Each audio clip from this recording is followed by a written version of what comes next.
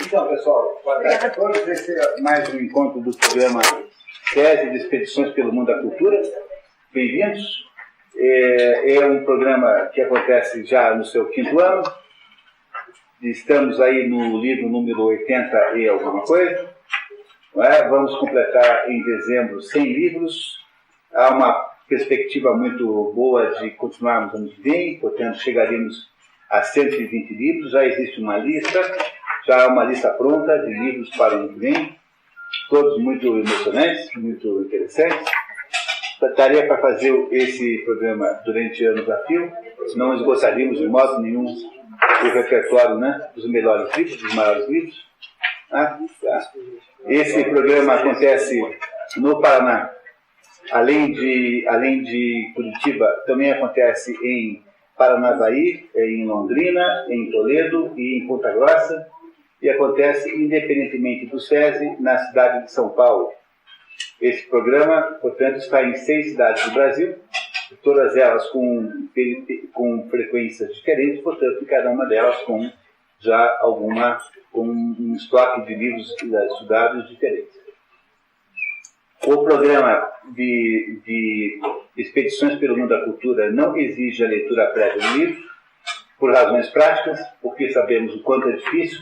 Alguns livros como esse de hoje, por exemplo, é um livro que dá um certo trabalho para ler, são 900 páginas, e, portanto, a gente tem um certo realismo, imagina que seja difícil que vocês consigam ler, porque há muitos inimigos, muitos concorrentes a esse esforço, que é a família, o Rotary Club, o futebol, todos os acontecimentos sociais têm mais poder de sedução do que o nosso programa aqui. Portanto, eu admito isso humildemente, sei que é difícil concorrer até mesmo com o festival do Pica-Pau na Rede Record, né? Entendeu? Que tem lá mais charmes, com certo ponto de vista, do que esse nosso programa aqui. Não tem importância, porque a gente sempre lê aqui um resumo. Ler esse resumo é muito bom, mesmo para quem já leu, porque o resumo ajuda a fixar as partes mais importantes. Vocês compreendem que o resumo tenta, às vezes ele consegue parcialmente fazer isso, né? Mas ele tenta marcar a estrutura central da obra. Uma obra começa aqui, tem muitos e muitos assuntos secundários, portanto, um resumo que não for bem sucedido acabaria tendo um tamanho muito grande. Nós conseguimos aí um certo feito aí, fazendo um resumo de 16 páginas do livro inteiro. Vamos ver se conseguimos mesmo, né? Aí espero que vocês aproveitem bem. E apenas para deixar novamente mais uma vez claro, esse não é um programa de literatura, é um programa de cultura. Por isso entende-se que ele não está interessado em questões de natureza formal da obra literária, mas apenas no seu conteúdo. É por essa razão também que nesse programa aqui nós temos frequentemente obras que não são obras ficcionais, obras daquilo que Mortimer Adler chama no seu livro Como Ler Livros, chama de obras imaginativas. Há também obras expositivas, que são, de modo geral, os livros de filosofia, das ciências humanas, etc.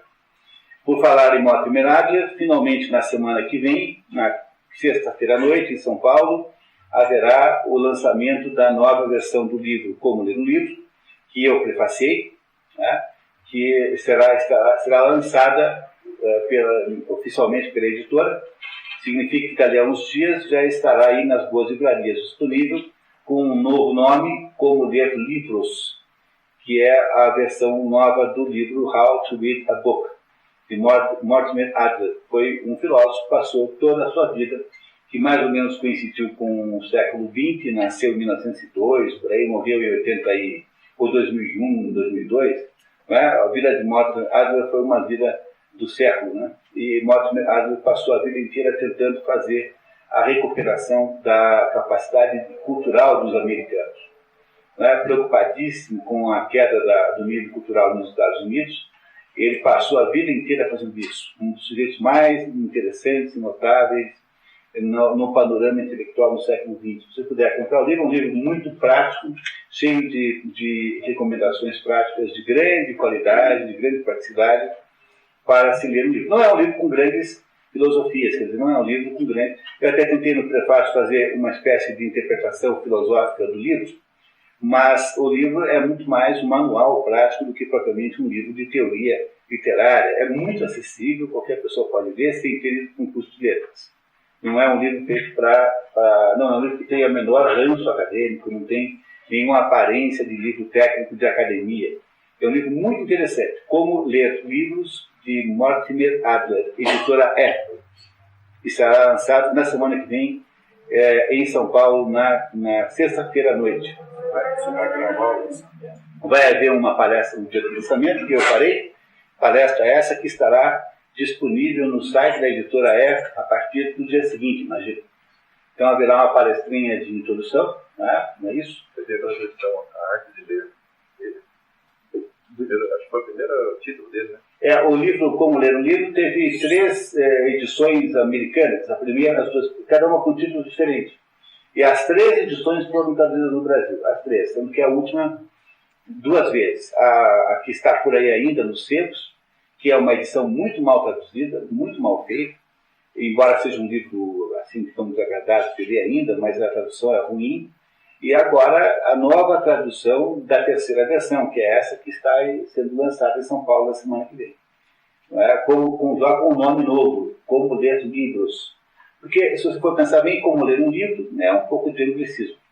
Nessa expressão como ler um livro, há aí um certo anglicismo. No português, não soa bem em português. Né? How to read a book é um modo britânico, inglês de falar. E em português parece mais natural dizer como ler livros. E parece, portanto, melhor a solução. Do original, né? Tem que cuidar com isso, né? A gente tem que continuar com a obrigação de escrever em português. Então, você nunca pode perder as idiosincrasias da língua. Nós não podemos errar a regência, nós não podemos errar o processo de formação de palavras, nós não podemos dizer consiste de, porque estamos falando em consist of, e em português disse consiste em. Essas pequenas sutilezas linguísticas são aquilo que dão para o português o seu status de português. Então é muito importante que a gente tenha assim, uma espécie de vigilância permanente sobre a nossa própria língua, porque não podemos encarregar a mídia de fazer isso. Sabemos que a mídia é incapaz de fazer. Aliás, o meu velho professor Virgílio Balestro, que esteve aqui, não sei se quem esteve aqui no dia do Sermão da Montanha, conheceu o irmão Virgílio Balestro, que é o sujeito que eu conheço, que tem o maior conhecimento de língua portuguesa, provavelmente do Brasil. É muito improvável que haja alguém maior que o Virgílio Balestro. Tinha o Napoleão Mendes de Almeida, já falecido, mas o irmão Virgílio Balestro, professor do Colégio Paranaense, aqui em Curitiba, é o sujeito de mais alto gabarito na compreensão da língua portuguesa. E o Virgílio Balestro me contava, quando era aluno dele, um bom tempo já, me contava que tem 2 fontes da língua sempre. Ou a fonte que sempre funciona bem, é a fonte popular, porque o sujeito que é do mundo do povo, ele tem uma intuição da língua portuguesa. Por exemplo, quando os engenheiros ingleses estavam construindo as ferrovias no Brasil, eles chamavam os dormentes. Dormentes são aquelas travessas de madeira por as quais você põe os trilhos. Chamavam os dormentes em inglês de sleepers. Porque é o que é de fato. Sleeper é o que está dormindo, dormente. E os operários que eram brasileiros ouviam falar em sleeper e transformaram aquilo em chulipa. O sleeper virou chulipa, como é o nome que se dá àquilo. Pois está perfeito, é absolutamente natural, é absolutamente português, é pronunciável, tem toda e total legitimidade linguística. Bom, quem é que faz a língua? É o povo. E no outro lado quem é? Do outro lado é Luís de Camões.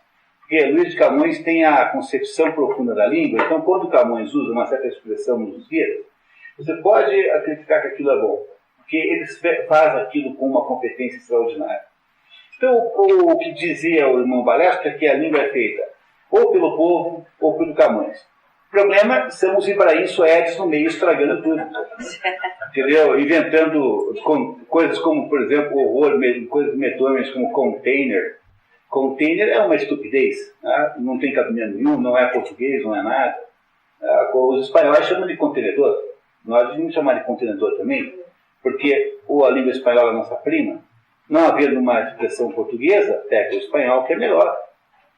Não é? Ou seja, no meio dos dois extremos há uma absoluta bagunça linguística, e é por isso que a gente tem que ficar o tempo todo cuidando com isso, para não ajudar a contribuir para com ela.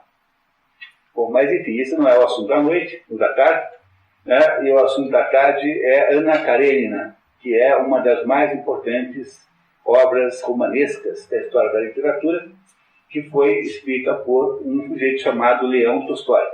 Lev, em grego, em russo, Lev Tolstói, é a mesma coisa que Leão Tolstói. Há um outro Tolstói, chamado Alexei Tolstói, que não é esse aqui, e que não tem nenhum parentesco com esse. Então, por favor, cuidado, né?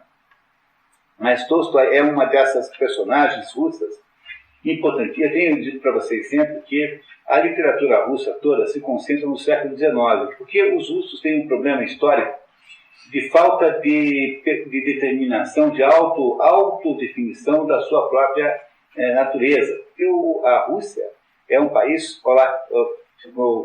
né? Temos aqui hoje, portanto, duas visitas importantes. Uma é o Gilmar Paluto, que é o coordenador do curso lá de Toledo, esse mesmo Expedições pelo Mundo da Cultura, em Toledo, é coordenado pelo Gilmar Paluto, que está aqui hoje conosco, e o Fares, que é o nosso superintendente aqui do SESI Paraná, que está aqui nos prestigiando com a sua presença. Eu dizia para vocês que a literatura russa, o russo tem um problema seríssimo. A Rússia é 2 vezes maior que o Brasil. Né? Se a gente acha o Brasil grande, então imagino que é um país 2 vezes maior do que o Brasil. Portanto, os russos têm uma costa na Europa, no Mar Báltico, por exemplo, e tem uma outra costa lá no Pacífico, acima da China. Aí você tem uma ideia de que um país desse tamanho tem uma grande incapacidade de saber quem ele é, né? Quer dizer, ele não sabe se é Europa ou se é Ásia. E os russos, então, passaram a vida toda com essa dúvida. Essa dúvida foi se diminuindo na medida, não é? Temos um lugar, Paris, por favor, tá? Então, essa dúvida foi diminuindo na medida em que os diversos governantes da Rússia foram tentando europeizar o país. E aí você tem 2 grandes intervenções, uma que é a intervenção da Catarina Grande, e mesmo Pedro Grande, e a Catarina Grande não era russa, era alemã. Esses 2 aí tentaram fazer com que a Rússia se tornasse um país europeu. Tanto é que você encontra na literatura russa uma enorme quantidade de pessoas com sobrenome alemão. E por que isso é assim? Porque a Catarina Grande o austríaco, mas era de origem alemã, né? Eu não sei bem se é alemã, germânica. Muito bem. Ou seja, ela tentou trazer, ela organizou uma migração enorme de alemães para a Rússia. Alguns desses alemães montaram verdadeiras comunidades russas que depois, no século XX, com o advento do comunismo, tiveram que sair de lá. Por exemplo, esses alemães chamados russos brancos, que são chamados de russos brancos, embora não sejam exatamente russos, que vivem aqui no Paraná, os menonitas, esta gente que mora em Vitmarsund, aqui perto de Palmeira, aqui no Xaxim, tem comunidades menonitas, são todos alemães que andaram pela Rússia há 200 anos e que vieram para o Brasil corridos por causa do comunismo na primeira metade do século XX. E deixaram completamente a Rússia, até falam um alemão que não tem mais lá, que não tem na Alemanha, não tem lugar nenhum, só tem nas suas próprias comunidades. É muito interessante tudo isso, porque quando você lê os romances russos, você percebe que a pequena burguesia que aparece nos romances é sempre alemã. Que é o alfaiate, que é o sapateiro, que é o pequeno industrial, sempre é alemão. Os russos que aparecem nos romances russos ou são mujiks ou são aristocratas. É claro que a maioria esmagadora das personagens literárias são todas de aristocratas. Aqui no Ana Karenina, por exemplo, vocês vão ver que todo mundo aqui tem título. A sociedade russa do século XIX ela era estabelecida numa formatação muito rígida. Ela era até 1861. Ela era uma sociedade de grandes proprietários de terras, muito grandes, maiores do que aqui, muito mais latifúndios do que aqui, porque o país é o dobro, não é? que ocupavam também os altos cargos da administração pública. Então havia lá duas carreiras, digamos assim, públicas. A carreira militar e a carreira civil. E os russos que ocupavam a carreira civil também tinham cargos militares. Então há muito general, que não é general de exército, mas era como se fosse um oficial do governo, de um cargo muito alto, como um procurador, para dar apenas um exemplo. A sociedade russa, então, era constituída por uma base agrícola, de latifundiária, com muitas dificuldades econômicas, porque é um país em que tem só uma safra por ano, não é? Essa coisa de ter 3 safras por ano, como tem aqui, 2 safras de verdade e uma safrinha, isso é um fenômeno basicamente brasileiro. No mundo frio não existe isso. Tanto é que a Perséfone, se vocês sabiam, a Perséfone passa 6 meses na Terra e 6 meses no fundo da Terra. Não é? A filha de Zeus com Deméter, que é a mulher do rei do inferno grego, né? A mulher de Hades, chama-se Perséfone. E ela foi sequestrada pelo Hades, e Zeus conseguiu um acordo com ele, de modo que ela fica 6 meses fora e 6 meses dentro da Terra. E isso não é nada mais nada menos do que uma espécie de simbologia do próprio processo de fertilidade, né? A Terra, nos países frios, tem 6 meses de fertilidade e 6 meses de infertilidade. Pois a Rússia era isso. Ela era uma sociedade de latifundiários que eram donos de pessoas, chamadas servos. Esses servos eram escravos na prática. E eram escravos no sentido de que eles pertenciam à propriedade como pertence à propriedade todos os artigos físicos. E eles eram vendidos juntos. E estavam, então, mais ou menos sob a guarda do proprietário, que não tinha poderes de vida e morte, mas tinha poderes de castigá-los, por exemplo. Há toda uma história de crueldade muito grande associada a isso. O regime de servidão acaba em 1861, que é mais ou menos a época em que se passa a história de Ana Karenina. Estimo que a história passe em 1870, em que havia havido, há muito pouco tempo, a modificação da estrutura agrária da Rússia, não da União Soviética, a Rússia, para ter o fim do regime de servidão. Portanto, a Rússia era mais ou menos assim. Você tinha os grandes proprietários, havia o czar era o imperador, família Romanov, durante todo o século XIX. Não é? Esse czar tinha, portanto, milhares de pessoas associadas a ele, que eram os nobres. Todos esses nobres tinham títulos de nobreza, que variavam conforme a circunstância. Os que se chamam príncipes, não é preciso ser muito importante para ter o título de nobreza, é só lembrar do príncipe Mishkin, do Piotr, que era príncipe, embora fosse um sujeito pobre e não tivesse perspectiva nenhuma na vida. Mas há uma porção de situações em que se podiam gerar nobres, ali nesse caso. Havia uma pequena burguesia alemã, basicamente estrangeira, tentando construir ali uma sociedade industrial muito pequena, morando nas grandes cidades. Havia 2 grandes cidades. A primeira é Moscou, que é a grande cidade historicamente importante da Rússia.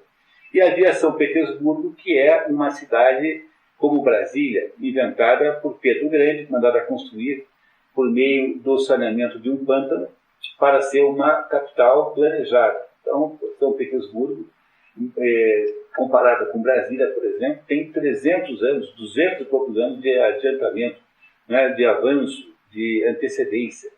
É o mesmo conceito, era um pântano insalubre, do lado do rio Neiva, que foi, então, saneado por Pedro Grande, e a capital da Rússia passou a ser São Petersburgo. Elas ficam mais ou menos a 700, 800 quilômetros de distância, portanto, são cidades que estão mais ao norte do que Moscou. Era uma sociedade muito simples, em que os altos cargos do governo, que era o emprego que havia, todo mundo queria um emprego no governo, eram ocupados pelos aristocratas, e os baixos cargos por uma espécie de pequena burocracia composta por centenas de milhares de pequenos funcionários.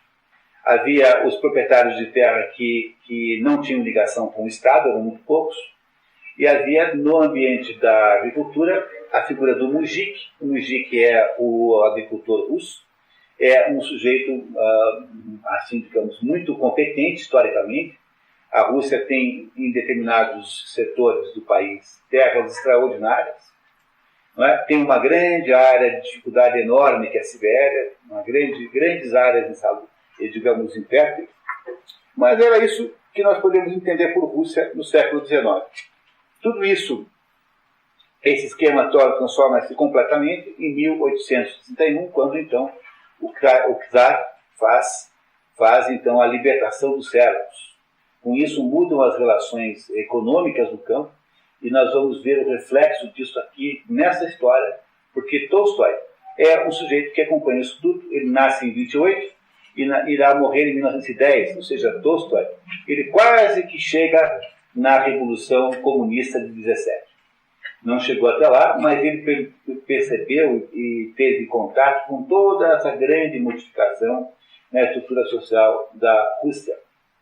Não é? Tolstói é um dos sujeitos mais estranhos da literatura internacional, dos sujeitos mais enigmáticos, porque ele era um nobre, né? Nasceu numa propriedade agrícola muito bem-sucedida. O pai dele era um sujeito muito... O pai e a mãe eram muito cultos. Tinha uma biblioteca enorme para os padrões da época, até hoje uma biblioteca grande. E ele é um sujeito que cresce, então, mais ou menos cercado de ideias, cercado de literatura. É alguém que pertence, portanto, digamos, ao pedaço esclarecido da aristocracia rural da Rússia. E Tolstói tem uma juventude muito próxima daquilo que tem um jovem aristocrata na Rússia, tem uma vida meio desregrada. É um sujeito, assim, dado a algumas farras e a atitudes, assim, típicas de um homem, um jovem, do sexo masculino, com a autoridade que tem o aristocrata na União Soviética, vivendo, então, com condições econômicas boas. Esta vida de Tolstói, dissipada, mais ou menos, ela vai mudar profundamente no dia em que ele tem uma experiência mística, não é? Essa experiência mística faz com que ele comece a rever a sua existência toda. E Tolstói, então, que era um sujeito com uma grande capacidade de contar histórias, porque ele é um escritor de mão cheia. Ele já tinha escrito o livro chamado Guerra e Paz, que é um livro que a dificuldade de botar esse livro aqui nesse nosso curso é que é uma obra tão grande, mas tão grande, tão cheia de subhistórias, que eu estou com medo da perspectiva de ter que resumir isso dentro dessas nossas míseras 4 horas, porque vocês sabem aqui, né, pela experiência, o quanto é difícil de fazer isso de acordo com o livro. Né? Portanto, Guerra e Paz é um livro difícil de botar aqui no nosso programa, mas é um livro interessantíssimo porque conta as aventuras do Napoleão Bonaparte na Rússia vista da perspectiva russa. Ou seja, é um livro que conta como foi que um conjunto de 5 famílias, se não me engano, russas, se relaciona com aquela agressão externa. Napoleão Bonaparte esteve 2 vezes lá, fazendo guerra contra os russos. Ele já havia escrito isso, já era um sujeito famoso, já tinha um prestígio muito grande, e aí, mais ou menos, começa a mudar a sua vida quando ele completa aí alguma coisa como 50 anos. E esta mudança fundamental na vida de Tolstói está implícita na obra Anna Karenina. A Anna Karenina, que é o seu segundo e romance mais importante, depois de Guerra e Paz, é um romance em que essa modificação de visão do mundo está posta com toda clareza. Na verdade, você tem uma personagem chamada Levin, que está dentro do livro, que é um alter ego literário de Leão Tolstói. Ele, então, reflete nessa personagem Levin as mudanças pelas quais ele vai passando. A partir desse ponto, né, ou seja, a partir do ponto em que, a partir de Anna Karenina, Tolstói muda completamente a sua, digamos, arte literária para abandonar a perspectiva de uma arte literária pura, fazer arte mais ou menos pela arte, para criar uma arte literária absolutamente moralista. ele acha em seguida, depois de Ana Karenina, que a arte tem de estar necessariamente a favor de valores morais. Vai se tornando, portanto, um sujeito um pouco proselitista, um sujeito um pouco defensor, né? um pouco assim, até mesmo moralista, criando como ápice disso um livro chamado Que é a Arte, que é uma coisa terrível, porque ele pega tudo que havia de arte boa naquela época, pega Wagner, pega tudo que se possa imaginar e mostra o quanto isso não passa de uma arrematada porcaria, de um lixo inacreditável, feito apenas para a diversão pessoal do imbecil que fez isso. Ou seja, ele pega tudo que você possa imaginar de que se considerava de arte moderna naquela época e transforma tudo isso em lixo, dizendo que nada disso tem mais valor, porque ele, Tolstói, estava passando por uma grande modificação pessoal que consistia fundamentalmente na criação de uma... O que faz Tolstói? Ele vende as suas terras, dá o dinheiro para os servos. Ele já não tinha mais servos nessa altura, porque a modificação de Tolstói é um pouquinho posterior já à libertação dos servos, que é de 61. Mas ele dá para os empregados, ele começa a criar um conceito de socialismo místico. Ele torna-se um recluso, vai para a sua propriedade, que ele preparou, né, que ele preservou, e nessa propriedade preservada, então, ele começa a criar um culto de si mesmo, um culto da simplicidade, em que Tolstói, o velho aristocrata, agora anda vestido com sacos de estopa, anda com um cajado e começa a atrair todo tipo de maluco que você possa imaginar, todo tipo de gente que está procurando uma liderança espiritual nova para a sua propriedade. E transforma-se ele mesmo no centro de um culto, de uma coisa misturada com socialismo, com cristianismo, do jeito como ele pensa que seja o cristianismo primitivo. Ele irá chegar ao ponto, e vocês verão isso tudo dentro desse texto hoje, até de propor uma coisa chamada cristianismo sem Cristo. Porque ele achava que digamos assim, fazer um culto a Jesus Cristo é tão errado quanto fazer um culto a Baal, coisa do gênero. Então ele chega lá para um Staretz daquele, um daqueles velhinhos, daqueles padres velhos ortodoxos, né? E chega lá e propõe assim: padre, eu vim aqui contar para o senhor a ideia que eu tive, que é essa aqui, de fazer um cristianismo novo, que não tenha mais Jesus Cristo, porque Jesus atrapalha. Aí o velhinho pegou um pedaço de pau e saiu correndo atrás dele com um pedaço de pau pela igreja dentro, assim, deve ter sido uma das cenas mais engraçadas da vida religiosa lá dos ortodoxos, porque ele ficou terrível. Criou, em vez de você divinizar Jesus Cristo, acabou, não que ele queira ter feito isso de propósito, mas ele acabou induzindo a uma certa divinização dele mesmo, que é muito pior, porque, na dúvida, divinize Jesus Cristo, e não um sujeito que se denomina um reformador da igreja, ou coisa do gênero. Ele criou para si próprio uma existência completamente diferente. E aqui eu tenho um livrinho do Chesterton chamado Os 12 Tipos, onde há um dos 12 tipos é o Tolstói. É um livrinho precioso, em que ele faz 12 análises, e a do Tolstói é maravilhosa e deliciosa, mostrando uma porção de coisas importantes. Depois a gente comenta um pouquinho mais.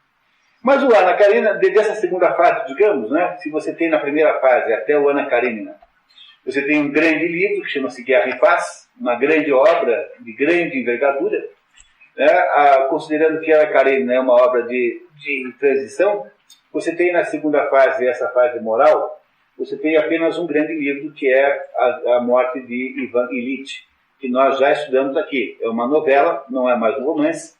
Então, na primeira fase, você tem um romance de, 2.500 páginas, chamado Guerra e Paz, e aí, na segunda fase, o que ele conseguiu produzir de arte pura é uma novelazinha de 150 páginas, alguma coisa assim, para ter uma ideia da diferença que há de produtividade. Escreveu muito, não é? No entanto, é um sujeito que é preciso ser compreendido dentro desse quadro de modificação profunda da sua existência, e é preciso sempre perguntar, né, o quanto é que ele está certo. Mas o que interessa fundamentalmente é a obra em si, e a Ana Karenina, embora já tenha dentro de si esses elementos novos da vida de Tolstói, ele é uma obra que irá nos ensinar muito sobre uma porção de coisas, e ela em si é uma obra muito bonita, muito bem feita, é um livro extraordinário e que tem aí a importância que tem de modo muito meritório. É um grande romance Anna Karenina. O primeiro problema quando a gente estuda, o primeiro problema quando a gente faz estas transcrições de obras estrangeiras é o problema da transliteração. Porque quando você traduz do francês para o português, não tem problema na transliteração. São línguas parecidas, muito próximas. Agora, quando você traduz do russo para o português, o russo que usa outro alfabeto que não o português, quando você traduz do hebraico para o português, do árabe para o português, não é, do grego para o português, começa então uma dificuldade tremenda saber se você vai escrever Karenina, Karenina, você bota um N, bota dois N, você bota K na frente, não bota, é um inferno. Não é? A transliteração, quer dizer, a representação na língua portuguesa daquela palavra com o alfabeto que nós usamos em português. É um problema danado. Então você lê 4 traduções de Anna Karenina e terá 4 maneiras de escrever Karenina. Cada tradutor achando que fez da maneira certa. Alguns são mais fiéis ao original. Então, por exemplo, como é que eu escrevo Alexei? Eu farei assim, A-L-E-X-E-I. Pronto. Agora, o tradutor aqui, que é o João Gaspar Simões, que é um tradutor muito reputado, traduziu por Alexei. A-L-I-E-K-S-E-I. Tem 2 maneiras de escrever Alexei. Do jeito como eu proponho, que é uma maneira mais simples. Ou então você escreve Alexei, como eu estou mais ou menos dizendo agora. As 2 estão certas, é possível. Só que o problema é esse, né? Você tem dificuldade de comparação entre as diversas traduções. Nós mantivemos aqui a formulação do próprio tradutor, João Gaspar Simões. Vocês receberam aí uma folha com o relato, né? Com o resumo das personagens, as personagens principais, porque há mais de umas 30 que não estão aí, personagens episódicas não constam da folha. Esse é um truque índio que eu queria sugerir que vocês nunca deixassem de fazer. Toda vez que você tem um livro que aparentemente é um livro muito denso em personagens, é impossível ler um livro sem que você tenha uma folha branca ao lado, no qual você vai anotando as pessoas e as suas relações. Então esse mapa das personagens divide as personagens por suas relações, de modo que eu tenho grupos mais ou menos aparentados de pessoas. Vocês sabem que todo nome russo tem uma estrutura comum, não é? O primeiro nome é sempre o nome pessoal, o primeiro nome, né, que a pessoa tem. O segundo nome chama-se patronímico, e o patronímico é um nome que indica de quem o fulano é filho. Então, pegando a primeira personagem lá em cima, Stepan, né, é o nome da personagem. Arkadievich quer dizer que ele é filho de um sujeito chamado Arcádio. Você pode jurar e pode apostar $500 que o pai desse Stepan chama-se Arcádio, porque assim é a regra pela qual você faz o nome. Não é? Se você for homem, você pode chamar Arkadievich ou Arkadienov. Pode ser tanto Ov quanto Vich para fazer o patronímico. Quando é mulher, necessariamente é Ovna, como é o caso, por exemplo, da mulher dele, que chama-se Daria Alexandronova. Portanto, ela é filha de um sujeito chamado Alexander. Ela não pode se chamar Alexandrovich, porque ela é mulher. As mulheres não têm as 2 formas. Para a mulher, sempre Ova, para o homem, sempre Vich. Para o homem, pode-se escolher entre Vich e Ova. Tem as 2 possibilidades. E o terceiro nome, então, é o nome da família, que, no caso das mulheres, é flexionado em gênero. Então, o Stepan chama-se Oblonsky, porque ele é homem, e a mulher dele, Oblonskaya, porque ela é mulher. Esta maneira de fazer o nome das pessoas é muito mais comum do que vocês pensam. Todo sujeito em hebraico chama-se Ben alguma coisa, como Ben-Ur, significa filho de Ur, que é a mesma coisa em árabe com o Bin Laden. Bin Laden significa filho de Laden. Essa personagem conhecida. Em ucraniano, o patronímico é feito com uki. Não é? Em irlandês, era feito com ou alguma coisa. Em escocês, com mac alguma coisa. O problema é que, com o tempo, esses patronímicos viraram sobrenomes pura e simplesmente. Perderam a condição de patronímico, não são mais indicadores de quem você é filho, mas viraram o nome da família, como é no caso escocês, do mac alguma coisa, como é no caso irlandês, ou alguma coisa, e aqui em português também tem. Aqui em português era Lopes, filho de Lobo. Álvares, filho de Álvaro. Pois esses nomes hoje, Lopes e Álvares, são sobrenomes, embora fossem, quando foram inventados, fossem patronímicos. Em alemão não tem patronímico. Em alemão não tem. Em francês também não tem. Não é? Em italiano também não tem. Em português tem alguma lembrança de patronímico. Mas há muitos países ainda que mantêm patronímicos, ou seja, mantêm um nome no meio do nome da pessoa que diz de quem você é filho. Portanto, quando você lê um nome russo qualquer, você sempre sabe quem é pai de quem. Está vendo? Uma das mais importantes, dos mais importantes produtos desse curso é que você vai sair aqui da Ana Karenina falando russo. Não é pouca coisa. Né? Pelo menos vai saber ler os nomes russos todos. Temos, portanto, aqui esse mapazinho aqui, não é, das diversas personagens. Bom, se vocês estiverem felizes, nós podemos começar a leitura do nosso resumo. Podemos ir, pessoal? O que vocês acham? O Tolstói é de todos esses autores russos do século XIX. Todos os autores russos importantes são do século XIX. Pela ordem, mais ou menos, né? Gogol, Turgenev, Tolstói, Dostoiévski e Chekhov. Todos esses aí são criaturas do século XIX. De todos eles, o que mais dura, o mais longevo é Tolstói, o que vai mais longe no século XX. No século XX, depois, não houve mais literatura boa na Rússia, porque com o comunismo 17, você apenas criou um espaço para o escritor do partido. Né? Quem é, por exemplo, Max Nogorky? Max Nogorky é uma espécie de empregadinho do Partido Comunista. Né? Max Nogorky é como Jorge Amado aqui no Brasil, um sujeito a serviço do partido, não tem autonomia artística, literária nenhuma. Não é? Você tem aí uma meia dúzia de autores, todos inferiores, e a literatura russa de verdade vai para os subterrâneos. Só irá aflorar mais tarde, quando começam então as denúncias do Gula, como, por exemplo, Alexander Solzhenitsyn. A literatura russa no século XX é clandestina. A literatura russa no século XIX é esplendorosa e maravilhosa, mesmo com toda a tirania czarista. Diga-se de passagem, porque o czarismo também tinha lá suas tiranias. Também tinha uma polícia secreta chamada Okhrana. Também tinha perseguições e censura, havia muita censura, sem dúvida nenhuma. Não é? Por exemplo, o Gogol não conseguiu publicar o seu livro Almas Mortas como Almas Mortas, porque um certo censor da Ucrânia achava que falar em alma morta era um ato anticristão, porque uma alma sendo imortal não pode ser morta. Portanto, a primeira versão do Almas Mortas de Gogol não teve esse nome por causa de censura. Toda a literatura russa de peso, aquela que você diria assim, essa é a grande literatura russa, é do século XIX. O que é uma coisa extraordinária, porque uma pessoa que se interessasse por isso teria uma delimitação temporal extremamente grande e prática.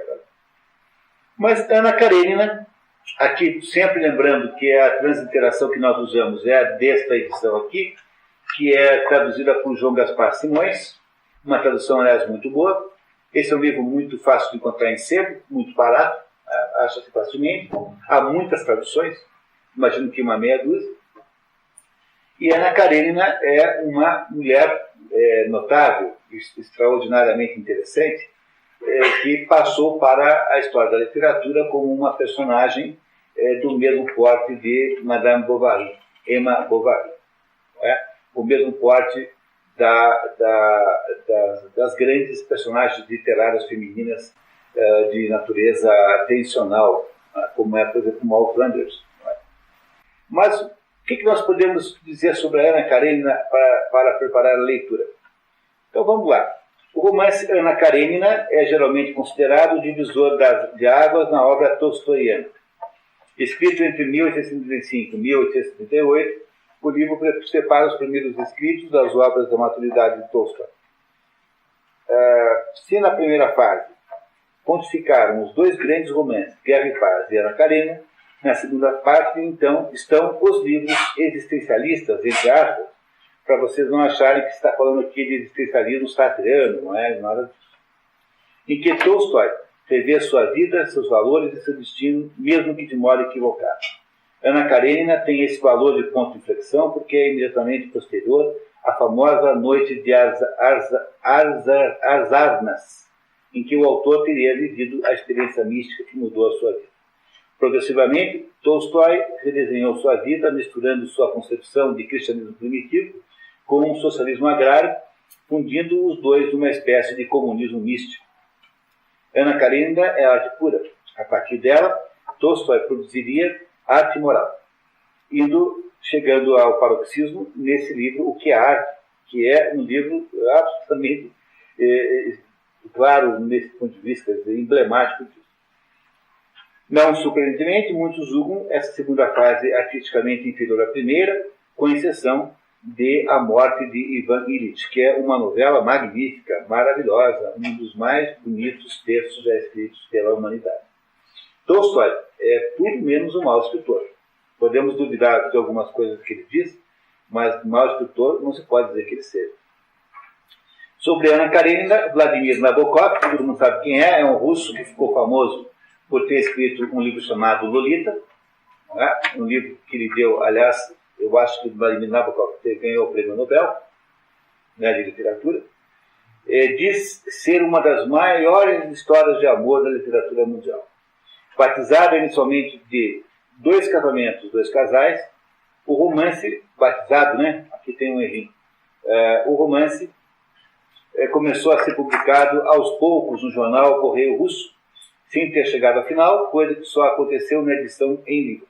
Era muito comum isso no Brasil também. Uma boa parte da obra de Machado de Assis, por exemplo, de João Barreto, era publicado em capítulos nos jornais do Rio de Janeiro.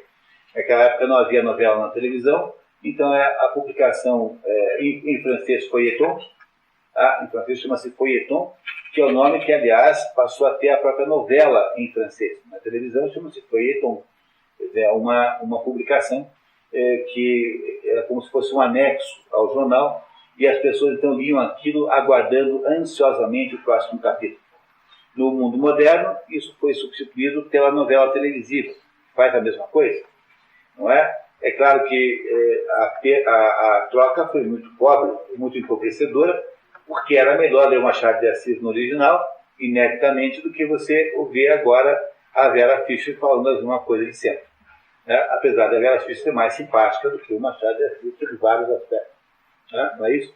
Literariamente, no entanto, teria sido melhor manter o Machado. A personagem central, Ana Karenina, teria sido inspirada em Maria Hartung, a filha mais velha do poeta Pushkin, que é essa moça que está aí representada nesse desenho. Esse desenho que está aí é um retrato dessa Maria Hartung, que teria sido a pessoa cuja vida foi a modelo para a Ana Karenina, segundo os comentaristas. Né? A trama passa-se entre Moscou e São Petersburgo, respectivamente cidade mais importante e capital da Rússia czarista. O termo fabulativo é por volta de 1870, logo após o importante ano de 61, quando o czar Alexandre II, que é bisavô do Nicolau, aquele Nicolau que depois é morto pelos comunistas, né, libertou os sérvios. Tolstói, pessoalmente, herdara 350 almas. Não é? Quando Tolstói tornou-se herdeiro de um pedaço da sua propriedade, ele herdou almas. Almas é o modo como você se referia, digamos, eufemisticamente, aos servos no tempo da Rússia. No tempo da servidão na Rússia. Então, parece a vocês que dá para a gente começar a ler? Tá, alguém tem alguma dúvida? Alguma questão? Para as pessoas que nunca vieram, são bem poucas, a gente sempre faz agora a leitura do resumo, para botar todo mundo no mesmo padrão, no mesmo nível de compreensão. para depois ter, no final, uma interpretação da obra. Durante o processo de leitura, só existe uma regra, é proibido não entender, de modo que, se alguém tiver alguma dúvida, pode interromper a qualquer momento, que eu explico se puder, né, e vou fazendo comentários para que a gente vá entendendo a história da Anna Karenina. Anna Karenina, uma mulher belíssima, extraordinária, dessas mulheres capazes de produzir tragédias em torno de si, se quiserem. É isso? Então, vamos lá. A leitura é feita pela Clarinha. Tudo bem? Tá? E vamos à primeira parte. Lembrando sempre que o livro tem 800, 900 páginas e é um livro, portanto, que é difícil de resumir em tão poucas páginas, portanto, sempre tem a chance de um pedacinho ou outro ter sido esquecido. Infelizmente, não tem jeito, a gente vai melhorando. Então, vamos lá. O romance começa em Moscou com o príncipe Stefan Arkadievich Oblonsky, governador Estiva. O aristocrata ocupou em alto cargo, mas vivendo acima de suas posses. Todos os russos têm apelidos, às vezes mais de um, e esses vários apelidos nunca têm nada a ver um com o outro, de modo que é um inferno de apelidos também, e é por isso que há uma coluna naquela folha onde há os personagens, uma coluna só para os apelidos das diversas personagens que estão aí. Oblonsky, que tem boa índole e é muito querido na sociedade, havia sido infiel à sua mulher Daria Alexandrovna Adolf, gerando um tumulto na casa. Muito bem, então tudo começa com essa história da infidelidade do Oblonsky. O Oblonsky é um sujeito que você quer ficar amigo dele. Quando você termina de ler o livro, você tem um grande prazer em ficar amigo desse Oblonsky. É um sujeito agradável, ele tem assim uma atitude de consideração das pessoas, ele não tem nenhuma hipocrisia, tem uma sinceridade, só que ele não é assim muito chegado, digamos, nas convenções maritais normais, assim, tem um certo exotismo marital, e arruma umas namoradas, então ele tem lá uma atriz que ele sustenta. Isso, em toda a literatura do século XIX, aparece isso, né? As atrizes eram sustentadas por homens de boas condições econômicas que mantinham-nas como? Bota a moça lá num apartamento, transforma numa espécie de uma amante ocasional e vive lá sustentando essa moça. O Oblonsky faz a mesma coisa, não é só ele, todo mundo faz. Mas ele tinha tido lá um caso com uma governanta das crianças, que era uma coisa muito vergonhosa, porque o caso foi em casa, assim, né? E agora aparece a frase mais famosa de toda a literatura de Tolstói. Essa que é agora que inicia o livro. Reparem aí, a primeira frase é a frase mais famosa da literatura russa, quase. Todas as famílias felizes se parecem entre si. As infelizes são infelizes, cada uma à sua maneira. Pronto, essa é uma frase famosíssima, passou para a história da literatura como sendo uma frase resumo de toda a obra. Todas as famílias felizes são igualmente felizes, mas os que são infelizes, cada um tem um jeito de ser infeliz diferente. Né? Isso. Então começa muito bem o romance, com Tolstói usando essa ideia, e vai nos contar agora o que aconteceu com o Oblonsky. Havia grande confusão em casa dos Oblonsky. Aí o Napoleão Mendes de Almeida, que é a referência, digamos, se você quer ter uma referência boa em português, compre um livro chamado Questões Vernáculas, de Napoleão Mendes de Almeida, que é um conjunto de milhares de observações, dicionário de questões vernáculas. E o Napoleão Mendes de Almeida diz assim, olha, Oblonsky é um substantivo próprio. Todos os substantivos em português estão sujeitos à flexão de número. Portanto, se você tem um substantivo como Oblonsky, mesmo sendo próprio, no plural vai para Oblonskys, e não pode deixar de botar Oblonskys. E a mesma coisa vale quando você faz um sorteio de 2 chevetes, e não de 2 chevette. E a mesma coisa vale quando você diz que você foi ao Palacete dos Leões, e não dizer que você foi ao Palacete dos Leão. Porque tudo isso, segundo o Napoleão Mendes de Almeida, é errado. Então, vamos sempre ouvir aqui o velho Napoleão e mostrar que está errado escrever desse jeito, como está aí transcrito. Né? São Oblonskys e não Oblonsky. Porque todos os substantivos em português vão para o plural, mesmo que sejam próprios. Quando fica esquisito, então você escreve assim, da família Oblonsky. Pronto, resolveu o problema pelo desvio. Mas não flexionar é errado e não faça isso porque está errado. Segundo Napoleão Mendes de Almeida, que é a maior autoridade, digamos, moderna da língua portuguesa que é. É engraçado no Romeu e Julieta, né? Que é Julieta Montecchio, e eles fazem em italiano, né? Montecchio, os Montecchio. Pois é, os Montecchios, né? Tem que fazer em português, né? Os Montecchios. Ou então, se você está com prurido, escreva assim, da família Montecchio. Montecchio. Pronto, aí você resolveu o problema, mas não pode deixar de funcionar, como feito aqui. Bom, continuamos.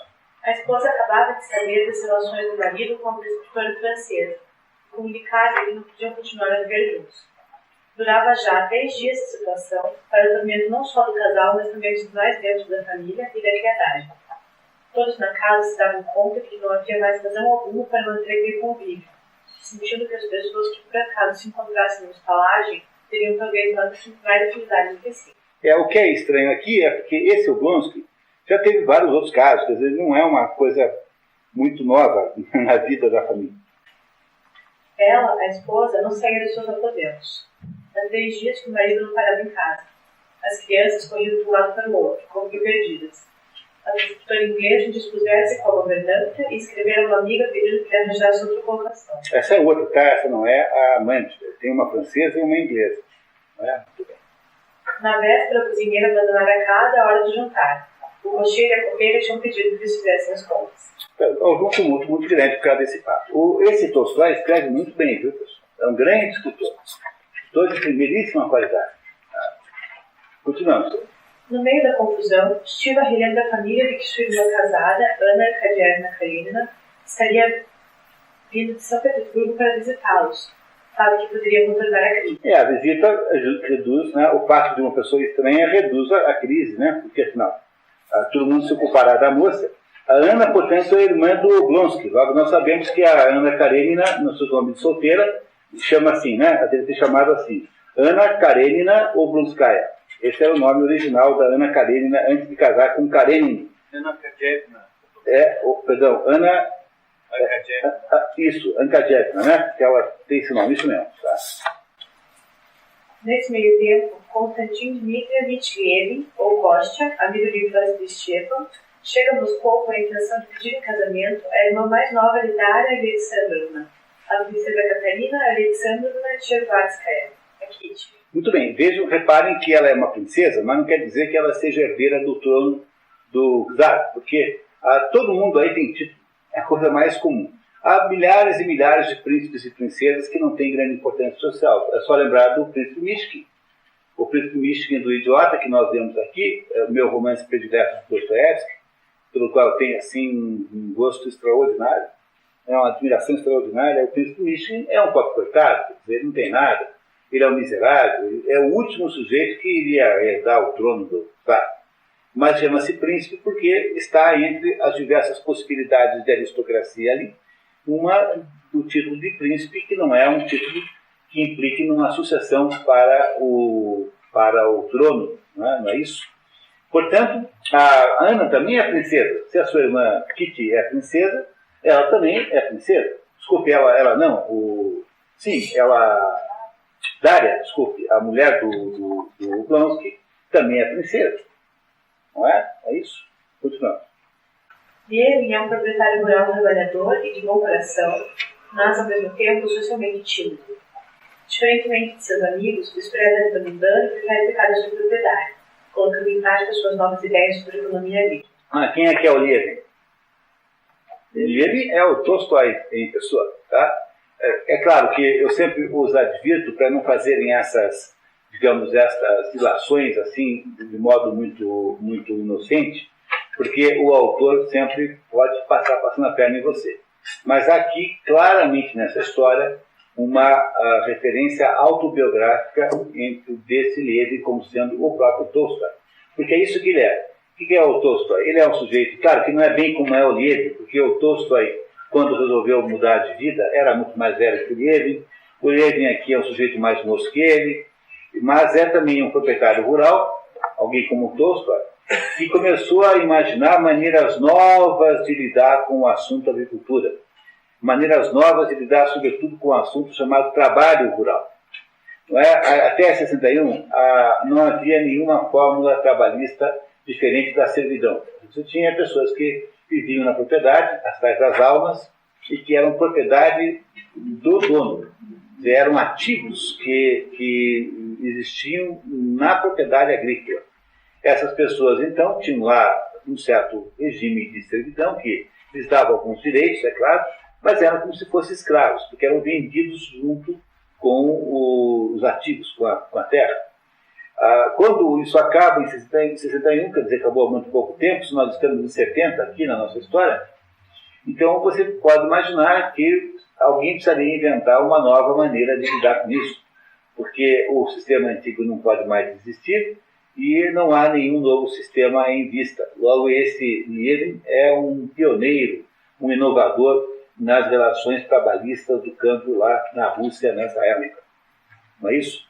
É muito importante vocês compreenderem isso, porque a obra Anna Karenina é uma obra muito circunstancial cronologicamente. Ela depende muito da compreensão da época para a gente poder entender o seu sentido.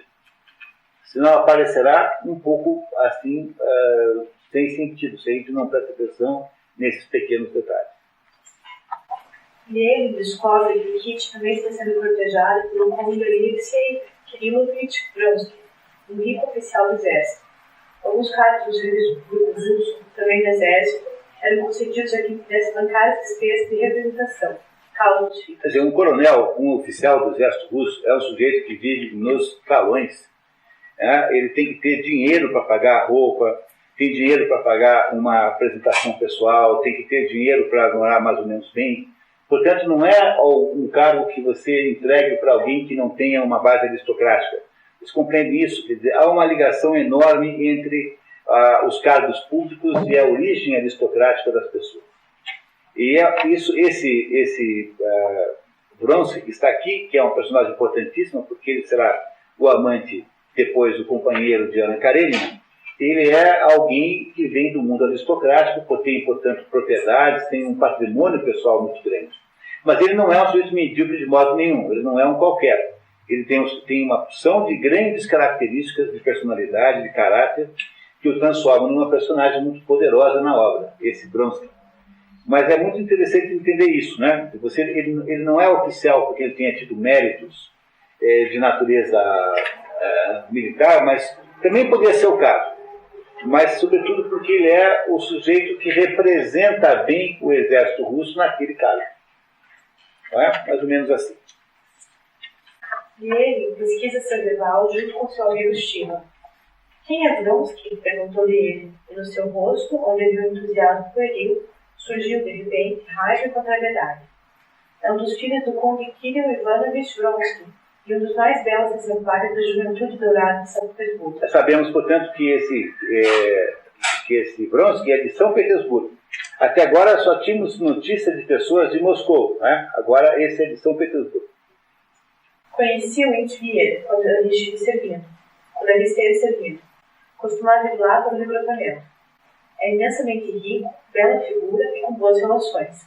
É ajudante de campo e, além disso, um rapaz muito simpático e bom moço. Quando lidei com ele aqui, pude verificar que também é culto e muito inteligente. É um homem que há de longe. Pronto, temos então, portanto, um depoimento muito positivo do Vronsky. O Vronsky é alguém que representa... Vocês compreendem isso, pessoal? É assim, como é que faz para um país estrangeiro escolher um cônsul honorário? Você não faz um concurso público para os sujeitos responder perguntas lá sobre o país, né? Quem foi o primeiro presidente do Equador? Você pega alguém da sociedade local que tenha alguma ligação com aquele país, por qualquer que seja ela, pode ser só porque o sujeito um dia fez lá um projeto de engenharia para aquele país, alguém que tenha prestígio local, que tenha boa visibilidade e que possa representar bem o Equador aqui em Curitiba. Então você escolhe um cônsul honorário como? Pelo mesmo critério pelo qual se escolhiam alguns oficiais do exército no tempo do czarismo. Não é? Aquele sujeito que tem um nome de família importante, que é uma pessoa com posses, que não vai ficar brigando com salário, que não precisa do salário de oficial, que tem uma existência social plena e reconhecida. Esse aqui é o Vronsky. Ele é assim. É claro que ele também tem que querer, talvez tem que ter alguma vocação militar, mas vocês repararão que para ele a carreira de militar não é uma carreira importante. Ele é aristocrata. ser militar ou não ser militar é uma circunstância da sua própria condição de aristocrata. Entenderam essa diferença? Isso não há mais hoje em dia, né? Isso já foi assim no Brasil também. Não é a ideia de que as famílias de nome tinham que ter alguém no exército, por exemplo. Hoje em dia, o exército brasileiro é um negócio para quem está querendo emprego. Não há mais nenhuma nobreza no ato de ser militar no Brasil. Ninguém mais vê isso como sendo um ato de uma carreira que lhe dá um prestígio. Ninguém quer emprestar o seu prestígio familiar para o mundo militar. Não é? Mas naquela época não era assim, sobretudo num país muito aristocrático quanto a Rússia do czar. É isso? Continuando. Na estação ferroviária, onde espera sua irmã Ana, Stiva encontra Vronsky, o outro pretendente de Kitty, que espera a mãe. Tá, então, só para vocês resumirem a dúvida, né? Tem essa Kitty, que é irmã da Dária. Não é? A Dária é a mulher do Vronsky. Não é? Ela é cortejada por dois homens simultaneamente. Primeiro, por esse Lievin, que é esse sujeito estranho, esquisito, original, que é o Tolstói. E o outro é esse Vronsky, que estaria interessado na Kitty, esse Vronsky. Não é? E os dois se encontram na estação ferroviária de Moscou. Com quem? Com a pessoa que os conhece, que é o Stiva, que é o Vronsky. Na verdade, Ana e a condessa Vronskaya haviam viajado juntos no mesmo vagão e passaram um tempo conversando. A distância de Moscou e São Petersburgo é de cerca de 700 quilômetros, vencidos na época de mais de 20 horas de trem. Isso, uma velocidade altíssima, né? Altíssima para o padrão brasileiro atual. Até hoje, para o padrão, um trem que vai a 70 por hora, 60 por hora em média, é um trem bala quase aqui. Na chegada, Vronsky vê Ana pela primeira vez. O grupo assiste à morte de um ferroviário que cai nos trilhos e é atropelado. A criada grave pegou na maleta do cãozinho, o mordomo e o carregador apanharam o resto da bagagem. Vronsky deu o braço à mãe, mas quando desciam do trem, viram umas pessoas, assustadas, que passavam correndo. Atrás delas seguia o chefe da estação com seu bolo de coisa espantosa. Devia ter acontecido alguma coisa prevista. Os passageiros do trem retornavam correndo. O que foi? O que aconteceu? Onde? Atirou-se? Morreu? Ouvia-se entre os que passavam. Stepan Arkadievich, de braço dado, braço aqui, né? De braço? Braço. De braço dado com a irmã. A irmã é a Ana, né? A irmã dele é a Ana Karenina, né? No rosto deles havia uma expressão assustada. Para evitarem a multidão, pararam muito aflitos junto da portinhola do vagão. As duas senhoras subiram para o trem, enquanto Vronsky e Stepan Arkadievich iam inteirar-se dos pormenores do desastre. O agulheiro, ou porque estivesse bêbado, ou porque não ouvisse o trem, de tão empolgado que estava por causa do frio, foi apanhado pela composição que recuava. Pronto. Houve então um acidente, um atropelamento do trem de um agulheiro, que é um tipo de funcionário da linha férrea, que é morto ali naquele primeiro momento, nesse momento em que encontram-se pela primeira vez o Vronsky com a Ana. Vronsky e Ana encontram-se ali. O Vronsky esperava a sua mãe, que vinha de São Petersburgo, e a Ana, porque vinha visitar o seu irmão e a sua cunhada, que estavam naquela crise conjugal, vocês lembram, né? Não é isso? Encontram-se pela primeira vez ali, e logo esse primeiro encontro é marcado por um acidente dessa gravidade, ou seja, há alguma coisa que possa ser interpretada aí como um sinal ominioso, né? Um sinal de que alguma coisa má está prestes a acontecer. Pode-se interpretar isso como um mau sinal. Ana viu no acidente um mau agouro. Vronsky está hipnotizado por Ana, que está apreensiva por ter deixado seu filho pequeno, Serioja, sozinho com o pai pela primeira vez em Petersburgo.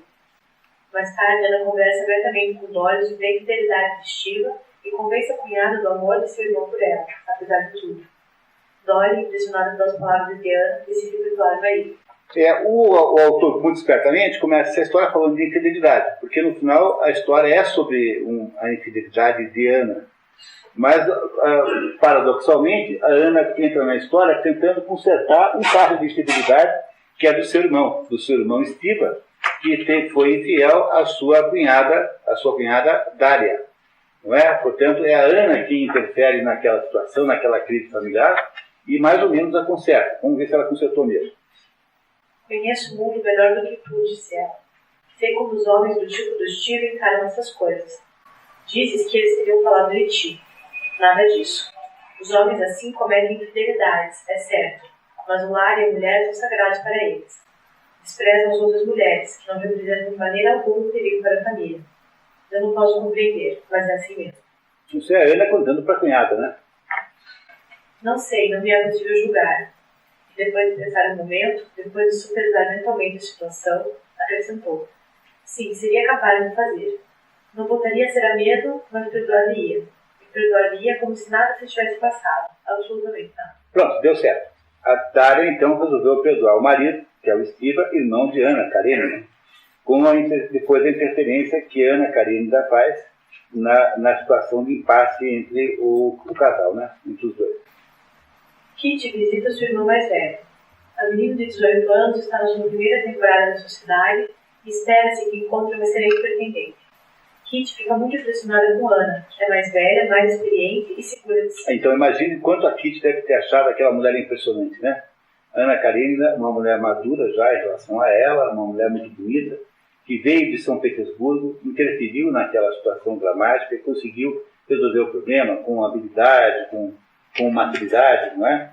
A Kitty, que é muito jovem em relação à outra, aqui indica, tudo está aqui a indicar que na Rússia a vida social das meninas começa com 18 anos, e não antes como aqui começa com 15, né? Que é o conceito de debutar, début, né? Iniciar. O début é o início da vida social da moça, não é? Por isso que chama-se debutar.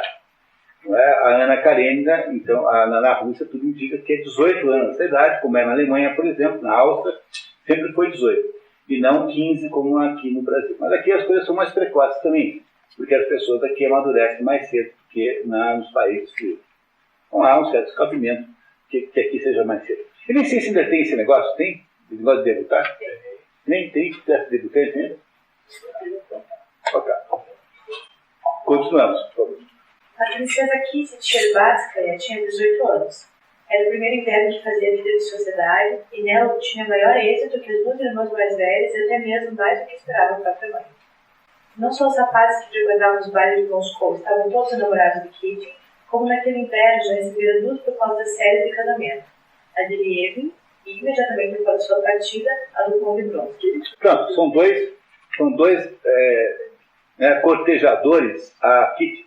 O Lievin, que é aquele estranho, e o Vronsky, que é esse que chegou agora, que estava lá na estação ferroviária esperando a sua própria mãe. Está claro para vocês isso, pessoal? O Vronsky é um sujeito de São Petersburgo, mas ele está em Moscou ali por razões profissionais. Tá? Mas ele é de São Petersburgo, o Vronsky. Tá? Muito bem. Alguém está perdido? Não. Então tá, continuamos. Na verdade, o Vronsky vinha cortejando e ela esperava que ele dançasse com ela no parque naquela noite. Mas é ele que impede o casamento. Kitty, meio sem jeito, o recusa, porque está apaixonado por Vronsky e imagina que ele o pedirá também. Para sua surpresa, no baile, Vronsky corteja a Ana, dança com ela, a elege como parceira. Kitty fica chocada e ressentida. Kitty dá-se conta de que Vronsky está apaixonado por Ana e que, apesar do flirtejo que ele lhe dedica, não tem intenção de casar com ela, vendo como um mero passatempo, esperando que ela faça o mesmo. Por sua vez, Ana tirava o proveito de cada momento. Pronto, quer dizer, o Vronsky, que estava interessado antes na Kitty, agora está completamente apaixonado pela Ana Karenina, que está lá em Moscou sem marido, porque o marido ficou com o filho em Petersburgo, que é o Karenin, que é o marido dela, não está lá junto, né? Está, portanto, sem marido em São Petersburgo e acaba atraindo, então, fazendo com que esse rapaz, esse Vronsky, se apaixonasse por ela, pela Ana, obviamente, para a tristeza da Kitty, que estava imaginando casar com o Vronsky. Não é isso? Está claro? Vendo que a Kitty é a irmã da Dária, que por sua vez é casada com o Vronsky, que é irmão da Ana. Essas são as ligações familiares dessas 4 pessoas aí. Ana sorria e seu sorriso comunicava-se a Vronsky. Se porventura ficava pensativa, ele me disse sério. Uma força sobrenatural atraía para ela nos olhos de Kitty. Estava encantadora com seu vestido negro muito simples. Seus torneados braços, cingidos por pulseiras, eram belos. Bela no seu colo alto, em que avultava um fio de pérolas. Encantadores os graciosos e ligeiros movimentos de seus pezinhos e de suas mãos. Fascinante o seu rosto animado. No seu encanto, porém, havia qualquer coisa de cruel e de terrível. O que é um comentário muito interessante. No encanto que Ana tinha, havia alguma coisa de cruel e terrível. Portanto, não se trata aí de uma mulher da qual você possa esperar situações simples. Não é? É uma mulher que estará sempre envolvida em coisas, situações complexas. A Ana Karenina. E agora todo mundo entendeu? Parece até que cultura, né? Porque, por exemplo, a Kitty ficou bobinha, né? A Kitty, perto da Ana Karenina, é uma criança. A Ana Karenina ela já tem um filho, é casada com esse Karenin em São Petersburgo, que é um alto funcionário público, muito poderoso, mas ele tem 20 anos a mais que ela. O marido Karenin tem 20 anos a mais do que a Ana Karenina. E ela é, obviamente, muito mais experiente que essa Kitty, que está começando a vida social agora. Ela é interessante. Não é? Ela é meio cruel e terrível, meio morrudo, ela é muito interessante. Né? Muito bem, tá? Com certeza. Tá? Ana, abalada de suas reações favoráveis à corte de Vronsky, volta imediatamente para Petersburgo. Vronsky viaja no mesmo tempo. À noite, eles se encontram a bordo e Vronsky depara-se a ela. Acabava de dizer para si mesma, depois de repetir tantas e tantas vezes naqueles últimos dias, que Vronsky para ela era um rapaz como outro qualquer, que encontrava por todos os lados da sociedade, e em quem nunca se permitiria pensar. E eis que, de repente, ao vê-lo, apoderava-se dela a alegria e o orgulho. Não precisava perguntar por que estava ali. Estava ali, sabiam com toda certeza, como se ele lhe tivesse dito, evidentemente para se encontrar com ela. Não sabia que tinha ido a São Petersburgo. O que vai fazer lá? Perguntou Ana, deixando descair a mão que se firmara já no varão da Portinhola. A animação e a alegria, uma animação e uma alegria indizíveis, resplandeciam-lhe no rosto. O que vou fazer lá? Repetiu Vronsky, fitando nos olhos. Bem sabe que vou para estar junto da senhora. Não posso fazer outra coisa. É uma confissão de amor por ela? Muito clara, claríssima, né? Portanto, o Vronsky pegou o mesmo trem que ela, né, para voltar para São Petersburgo, embora ele não morasse em São Petersburgo. Ele é de São Petersburgo, mas ele mora em Moscou. E ele foi embora no mesmo trem que a Ana Karenina, estando, portanto, totalmente apaixonado por ela. Mas não repele, embora no fundo esteja muito impressionado. Ana Karenina é mal casada com um homem 20 anos mais velho do que ela. No sentido de que ela não gosta do marido. O marido não está de acordo com o que ela esperaria de um marido. O marido não tem nenhum defeito. Não é um sujeito mau, não é um sujeito desagradável, não bate nela. O marido só tem o defeito de não estar dentro do gosto dela. Ele é muito velho para ela, certamente, ela deve pensar isso. E ele não é uma pessoa má. No entanto, ela está infeliz no casamento com esse marido, com esse Karenin, que é o marido dela. E ele, deprimido pela recusa de Kitty, volta para sua propriedade com a decisão de não se casar nunca mais. Ana volta para seu marido, Alexei Alexandrovich Karenin, funcionário maduro de alto escalão, e para o pequeno Serioja, em Petersburgo. Que é o menino que tem, assim, poucos anos.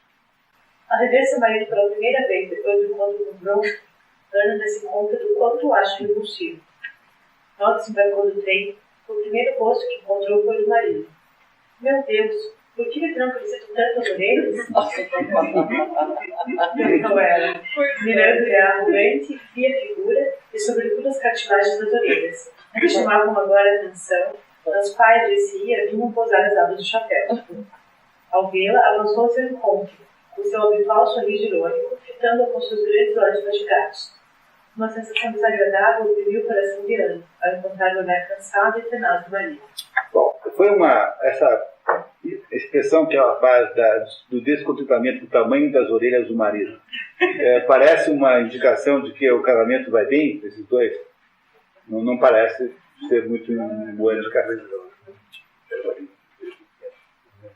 Então, o que vocês têm aí, portanto, é o primeiro movimento da sinfonia, né? A primeira parte da história, em que a Anna Karenina, que ela foi para Moscou para resolver lá o incêndio da crise conjugal do seu irmão Oblonsky com a sua cunhada, Daria, e que ela de fato resolveu, transformou-se numa crise conjugal para ela mesma, porque agora ela está balançada por um pretendente a amante, enfim, o que for, que é o Oblonsky, que tem as qualificações que o marido não tem. Veja, como não sei se você lembra da Madame Bovary, a Madame Bovary tinha um marido que era insuportável, porque o Charles Bovary não tinha o menor potencial de produzir a vida que ela queria, porque o Charles Bovary era um sujeito interiorano, era um sujeito sem ambição, era um sujeito que sempre parecia muito bobo, um sujeito meio trouxa, um sujeito modesto e humilde exageradamente, não é isso? Isso é o Charles Bovary. E ela queria aqueles grandes bailes, aqueles salões de Paris, e o Charles Bovary queria morar num lugar menor do que ele já morava, já era uma espécie de buraco, ela queria morar no menor ainda, que achava aquilo muito cheio de progresso mais. É a mesma coisa a situação da Anna Karenina? Não, ao contrário, porque esse homem com quem ela mora, com quem ela casou, é um alto funcionário, é um sujeito rico, é um sujeito que lhe dá um prestígio social imenso. Ela mora na capital, em São Petersburgo, ou seja, ela está perto do poder. Ela tem todos os acessos ao poder, a prestígio social que uma mulher poderia ter. Bom, tinha que ter algum defeito também, né? Não é possível. Só é velho e feio. Só é velho e feio. Mas isso é, obviamente, um defeito que ele tem que ela não suporta, né? Muito bem. Vamos para a segunda parte. Alguém não entendeu até agora alguma coisa da história? O Fábio está perguntando. O menino deve ter uns 3, 4 anos. A criança, o menino tem 3, 4 anos. Por aí. Ao longo da vida, ao longo da vida inteira. Então, amadurecer o leitor é uma referência idade dele. Então, acho que isso é muito. Ou seja, está mais velho ainda, né? Até as orelhas denunciam. Segunda parte, vamos lá. Os Chervaskis, família de Dora e Kitty, consultam médicos sobre a saúde de sua filha mais nova. Kitty define olhos desde que descobriu que o Bronsky não pretende casar-se com ela. Ela ocupa-se de ter recusado e atendido ele inutilmente. Um especialista recomenda que Kitty vá se estabelecer no spa. Spa significa saúde terapia, isto é, uma instância de ervas medicinais comuns na Alemanha. Spa significa só isso. Há uma cidade da França, da Bélgica de Spa, em Cochin, onde tem uma corrida famosa, que acabou gerou essa ideia de chamar a cidade de Spa. Mas Spa é uma instância de águas minerais num século onde não há medicina nenhuma. O sujeito está lá com um problema de pele, o que você faz? Não tem nada para botar naquilo, ou você mandar o sujeito tomar banho numa água diferente lá. Na Alemanha, são chamados de Kurort. Na Alemanha, tudo quanto é lugar que você vai, tem um Kurort, que é a mesma ideia de Spa. Ou seja, é uma cidadezinha onde tem lá uma clínica, onde tem uma água mineral diferente, uma água ou mais sulfurosa, ou mais quente, ou mais fria, enfim, as variações, em que você vai lá se curar. É a medicina do século XIX, né? Tá. Dolly conversa com a irmã e percebe que ela está sofrendo por causa de Bronsky e de Liev. Kitty, humilhada por Bronsky e atormentada pela culpa da rejeição de Liev, põe dúvidas na cabeça da sua irmã sobre a fidelidade de Shiva e discursa dizendo que jamais amaria um homem que a traísse. Na verdade, Shiva mantinha uma bailarina, coisa aliás comum. Shiva fica uns tempos na fazenda de Liev por ocasião de uma venda de um bosque, cujos recursos serviriam para pagar sua vida luxuosa em Moscou. Ele fica impressionado com a falta de tino comercial do seu amigo, que também não tem a menor ideia de como funciona o mundo rural e se deixa lucrar com Yaviri, proprietário espetalhão que lhe paga pelo lote de 35 mil rublos abaixo do valor do mercado. O que o Shiva faz é ir liquidando o patrimônio. Como ele tem uma vida em Moscou acima do que ele pode ter, ele tem uma vida muito chique, né, muito cara, e ele vai liquidando o patrimônio, aquilo que ele recebeu de herança. Todo sujeito que tem herança nessa época, é o sujeito que tem herança agrícola, porque não há capital industrial para você herdar. Ninguém herda uma fábrica, as fábricas não existem. Há pequenos negócios, assim, um terreno que tem 3 empregados, mas não há indústria no sentido moderno da palavra. Então, o sujeito que tem uma herança, ele herdou o quê? Herdou uma fazenda e herdou tantas almas. É disso que ele vive. Vive da exploração desse negócio. E esse Estiva, que apesar de ser uma boa pessoa, ele é um desregrado. E ele, então, vai vender um dos bosques, pela madeira, né? Que ele tem, e vai lá, passa na casa do Lievin. Você sabe que o Lievin mora na fazenda, o Lievin não mora em Moscou. Que o Lievin é o sujeito exótico que acha que morar na fazenda é melhor. Fizesse negócio com o Lievin? Perguntou Lievin. Fiz, ofereceu um bom preço. 38 mil rublos, 8 mil adiantados e os 30 mil restantes a pagar no prazo de 6 anos. Trouxe-me muito aposentado esse negócio, ninguém me ofereceu mais. Mas dar um bosque por uma linharia, comentou Lievin em voz triste. Que dizes? Por uma linharia? Ripostou Stiepan Arkadievich, com um sorriso divertido. Eu sabia que Lievin, a partir daquele momento, estaria descumprido com tudo. Esse bosque vale, pelo menos, 500 rublos a dia de ciatina, retrucou Lievin. É uma medida lá de... Nós não sabemos o que é. Quando o amigo se detém, ele replica. Espera, exclamou ele, interrompendo Blonsky. Fala de sua procedência aristocrática. Pode dizer do que consiste a aristocracia de Blonsky ou de qualquer pessoa e que essa aristocracia autoriza o desprezo que tiveram para comigo? Considero-me um aristocrata. Não sou da mesma opinião. Um homem cujo pai subiu na vida graças a miseráveis intrigas e cuja mãe vive aventuras sem conta. Não, isso não. Eu chamo aristocratas aos homens que, como eu, podem orgulhar-se de ter atrás de si 3 ou 4 gerações de gente honesta, instruída e educada. Não falo de dotes de espírito, isso é outra coisa. Que, não tendo precisado de ninguém, nunca se rebaixaram diante de quem quer que fosse. Assim foram meu pai e meu avô, e conheço muitas famílias do mesmo tipo. Das uma beijada ali a mim 30 mil rublos e achas mesquinho que eu conto as árvores das minhas florestas. Mas ainda um dia há de dispor de propriedade do Estado e de muito mais coisas e eu nada obterei. Isso é a razão por que trago do meu pai o que herdei do meu pai e o que consegui amealhar com o meu trabalho. Nós é que somos os aristocratas, e não esses que vivem a custa dos poderosos desse mundo e que se deixam comprar por pouca coisa. Entenderam aí, pessoal? Olha que coisa impressionante isso aqui, né? É o Lievin fazendo um discurso contra os privilégios da tal da aristocracia, dizendo, vocês se acham aristocratas? Porque vocês são uns aproveitadores, uns parasitas. Vocês são só gente da cidade que não tem uma ideia do que seja trabalhar no campo e que vivem às custas, do Estado. Nós não. Aristocratas somos pessoas como nós, que temos uma vida de honestidade, etc, etc, etc.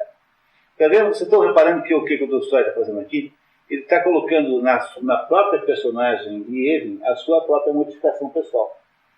O que está acontecendo com o Tolstói? De recusar, digamos, um mundo aristocrático, um mundo mundano, esse mundo mentiroso e de faz de conta, que é o que a Tolstói não suporta mais, ele vai acabar a sua vida fugindo. Como é que Tolstói morre? Ele morre numa estação ferroviária, com 90 anos, ele durou muito tempo, fugindo dos seus discípulos, que queriam transformá-lo numa fé de Deus.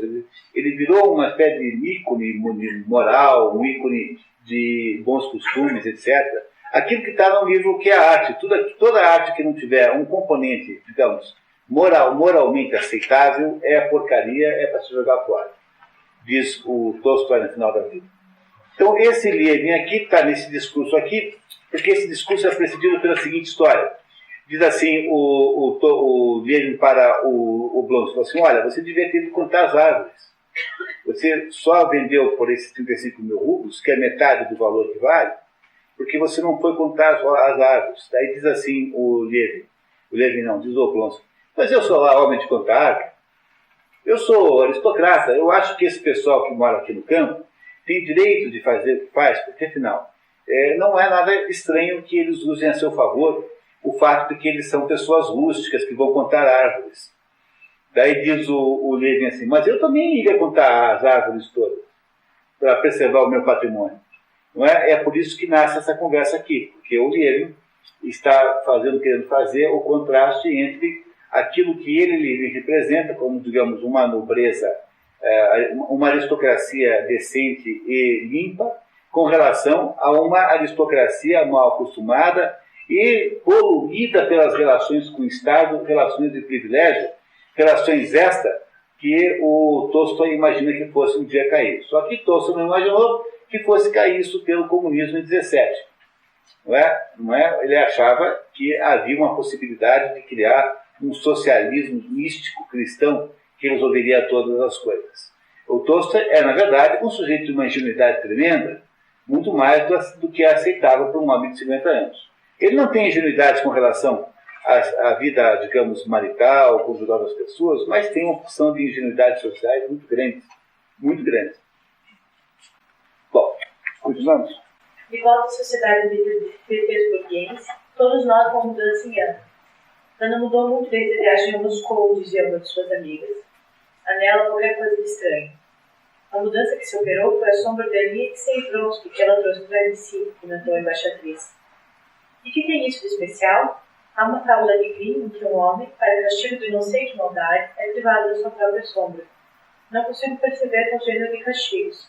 Estou certo que deve ser muito penoso para uma mulher ver-se privada da própria sombra.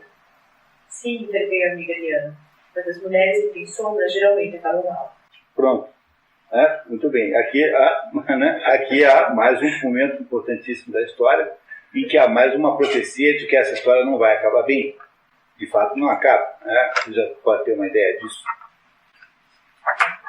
Ana começa a frequentar o círculo social de festividades da princesa Betsy, prima de Vronsky. Na verdade, Ana só quer reencontrar Vronsky, com quem tem cada vez mais assuntos. Há muito desejava ter com o senhor uma conversa séria, prosseguiu ela, olhando bem nos olhos, as faces incendiadas de rubor. E vim hoje de propósito aqui, sabendo que o encontraria. É preciso que tudo isto acabe. Nunca tive coragem diante de quem quer que fosse, mas por sua causa sinto-me culpada. Enquanto falava, a beleza de Ana ganhava uma expressão nova, toda espiritual, que impressionou Vronsky. O que posso fazer? Perguntou ele, em tom simples e grave. Que vá a Moscou pedir perdão a Kitty. Pelo que ele teria feito com a Kitty, de desrespeito à moça, porque haveria dado a indicação de interesse conjugal com a menina e não havia cumprido. Ana Karenina acaba sucumbindo às intenções do pobre Vronsky. E a nota mais erótica de toda a história é esse comentário aqui. O Tolstói é um moralista, não há nenhum erotismo na história. Na Madame Bovary há muito erotismo em relação, comparativamente com o que está aqui. Esse é um livro seco e absolutamente destituído de qualquer espécie de menção erótica. Nem a descrição de um beijo lascivo tem aqui dentro dessa história. Do ponto de vista do interesse para os libertinos, o livro é muito ruim, muito inadequado. É um livro muito seco, muito sem erotismo. Como os encontros entre os dois tornam-se comuns, Karenina adverte sua mulher da impropriedade de dar muita atenção a Vronsky em público, fato que já teria produzido comentários maliciosos da sociedade. Não é certo? Quer dizer, eles se encontram toda vez lá na casa da Betsy. Essa Betsy é uma espécie de promoter. Não sei como é que chama isso. Entendeu? Ela é uma espécie de locomotiva social. Essa foi pior ainda, né? Ela organiza nos seus salões encontros, anfitriã, né? Sempre tem umas mulheres que fazem isso, né? Elas organizam encontros sociais nos seus salões, mas não aqueles encontros sociais convencionais, mas os encontros sociais em que acabam acontecendo, digamos, variantes, né? Variantes da... Perdoe. Variantes, não tem aqui, obrigado. Variantes digamos, do que é convencional, considerada uma mulher um pouco pervertida, essa Betsy, e a prima do Vronsky. E eles estão lá, toda quinta-feira tem aquele sarauzinho, sei lá o quê, tem aquele sarau de poesia, as pessoas nessa época não têm telefone. Então o que acontece com as famílias nobres é que elas estabelecem um dia por semana em que elas recebem. Então, certo dia da semana, às segundas-feiras, ou às quintas, ou às sextas, a casa é aberta para quem quiser visitar a família. Não é preciso avisar, porque o processo todo ele é mais ou menos assim automático. Ninguém telefona para cá 2 horas, estou indo aí, porque não tem telefone para você telefonar. Os salões estarão abertos a visitantes todo dia tal de cada semana. Então essa Betsy tem assim um círculo de pessoas que ficam em torno dela, não é? Entre eles o seu primo Vronsky e agora a Ana. Mas o problema é que todo mundo fica achando estranho que uma mulher casada como a Ana Karenina passe tanto tempo sozinha, conversando com tanta intensidade com um homem solteiro como é o Vronsky. Começa a haver um falatório social. Imagine que isso é uma sociedade muito pequena, numa época em que há muito mais moralismo do que hoje, né? E isso começa a chamar atenção. O marido começa a ficar preocupado, não com a perspectiva do adultério, no qual ele não acredita, mas com o fato de que a mulher de César, embora não esteja sendo infiel, parece que está sendo infiel, o que é tão ruim quanto ser infiel. O velho Karenin está apenas preocupado com a imagem pública do casal e considera Ana sempre qualquer suspeita. Devo advertir-te, continuou ele com sereno, e que a tua imprudência e a tua leviandade podem dar motivo a que fale de ti. Chamasse a atenção, conversando tão animadamente com o Conde Vronsky, e pronunciou o nome com firmeza e lentidão. Alexei Karenin não sabe que é sagrado de Vronsky, que recebe a notícia antes do marido, quando um dia encontra a Gabriela. Pronto, e aí começa a dar tudo errado. Não é? Vejo que sucedeu qualquer coisa. Poderei eu, porventura, sentir-me sossegado, no momento que seja, sabendo que está sofrendo uma dor de que eu não compartilho? Fale, pelo amor de Deus, assistiu com uma súplica. Não o perdoaria se não compreendesse toda a importância do que tenho a dizer. É melhor não lhe dizer. Para que ia eu fazer essa prova? Pensava Ana, que continuava de olhos fitos nela, e se dava conta de que a mão cada vez tremia mais. Pelo amor de Deus, falou ele, pegando-lhe na mão. Devo dizer-lhe? Diga. Estou grávida, disse Ana, lento e murmuradamente. E aí não é um problema importante esse que acontece aí, fazendo, sobretudo se o casal não tem vida sexual, que provavelmente é o caso, não é isso? Então não há dúvida sobre quem é o pai da criança. Não é? Quer dizer, não há dúvida sobre quem não é o pai da criança, que é o marido. Quem possa ser pode haver dúvida. Agora sabe-se que o marido não é o pai da criança. E esse fato que acontece aí é um fato extraordinariamente importante, porque com o advento dessa situação, aquele caso que os dois mantêm secretamente não pode mais continuar secreto agora, terá de ser, de alguma maneira, exposto. Não é? Não é isso? Vocês acham que as coisas estão indo bem na direção de uma solução? O que vocês acham? Não parece que as coisas não vão bem, né? Não parece. Vocês acreditam sinceramente que esses dois gostam do outro, o Vronsky e a Ana? O que parece? Acho que parece, né? Parece que sim. Acho que isso nós podemos mais ou menos concordar. Há claramente aí uma ligação amorosa entre os dois do casal. Não é isso? Então vamos ver um pouquinho mais para onde vai isso. Vronsky, esse o cavaleiro, participa de uma competição hípica, montando por tudo. Durante a corrida, a égua cai e quebra de pino. Gamou o fosso como se fosse não existisse. Fogo acima dele como um pássaro. Mas, nesse mesmo instante, percebeu aterrorizado que, sem tempo para acompanhar o impulso da égua sem saber como, fizeram um movimento errado, imperdoável, descaindo em cheio sobre o selim. De repente, a situação mudou. Compreendeu que algo de terrível acontecera. Mas antes de dar-se conta de que, passaram-lhe para ele como um raio as patas brancas do alazão de Macote, que de um salto se adiantou. Vronsky aflorou o chão com o pé e a égua inclinou-se para esse lado. Mal teve tempo de desembaraçar a perna, já a égua caía de costas com um ronco penoso, fazendo muitos esforços, o grande pescoço coberto de suor para tornar a erguer-se.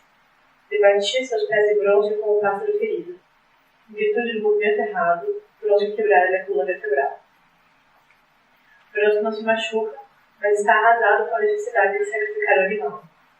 Ana, quando vê o acidente, não consegue esconder o desespero. Todos então dispuseram a reprovar aquele gênero de divertimento. Repetiam em voz alta atrás do espectador. Depois disso, só falta o circo com os leões. O pavor era tão geral no grito de Ana, quando o Vronsky caiu, a ninguém se surpreendeu. Mas imediatamente após, operou-se no rosto dela uma grande mudança. Uma mudança definitivamente decorosa. Perturbou-se profundamente. Principiou a agitar-se como um pássaro que cai na armadilha. Ora queria levantar-se para ir não sabia onde, Ora se dirigia a Beth, dizendo-lhe: Vamos, vamos. Viu que do local onde o bronze caíra vinha correndo um oficial que se dirigia à tribuna. Beth assinou-lhe com um lenço. O oficial anunciava que o cavaleiro estava salvo, mas que o cavalo partia a coluna vertebral. Ao ouvir isto, Ana deixou-se cair na cadeira, escondendo o rosto atrás do leque. Karine percebeu que a mulher chorava, nem poderia reprimir as lágrimas, nem os soluços que lhe agitavam o peito. Pôs-se diante dela, tentando escondê-lo, para lhe dar tempo de recompor-se. Esse Karine, né, ele, que dizer, né? Ele está querendo evitar um escândalo, né, que o atingiria pessoalmente. Então, ele esconde a mulher chorando, ele sabe que ele está chorando pelo outro, mas ele, ao mesmo tempo, tem o sentido da preservação, da conveniência social daquela situação. E o Karine, então, faz de tudo para tentar impedir que o comportamento da mulher, que já está inadequado, de certa maneira, possa ser comprometedor socialmente. Não é? Muito bem. Naquela noite, Karine novamente reprova o comportamento da mulher. Devo dizer que o seu comportamento de hoje foi indecoroso. Em que me comportei indecorosamente? Perguntou Ana em voz alta, virando rapidamente a cabeça para o lado dele e fitando-o nos olhos. Não com a falsa alegria de havia pouco, mas com uma resolução que não podia esconder o tremor que sentia. Cuidado, disse Alexei Alexandrovich, mostrando a vidraça da carruagem aberta nas costas do cocheiro, e debruçou-se para fechá-lo. Pareceu incorreto o meu comportamento? O desespero que não soubesse esconder pelo carinho dos cavaleiros. Ana, sob a enorme pressão emocional, confessa o caso ao marido. Karine, mostrando serenidade, pede que segue o caso que a relação continue exatamente como antes. O marido está querendo fazer de conta que nada disso aconteceu. Ele não vai matar, não quer matar o outro. Ele fala assim, então tá, então para com esse caso e vamos continuar com a nossa vida normal. Essa é a proposta de Karine e a sua mulher Karenina. Ele não demonstra raiva, embora ele seja um homem poderoso, não demonstra esse tipo de perseguição a ninguém. Ele está querendo manter a sua vida conjugal mais ou menos como era antes. Talvez me engane, continuou Karine.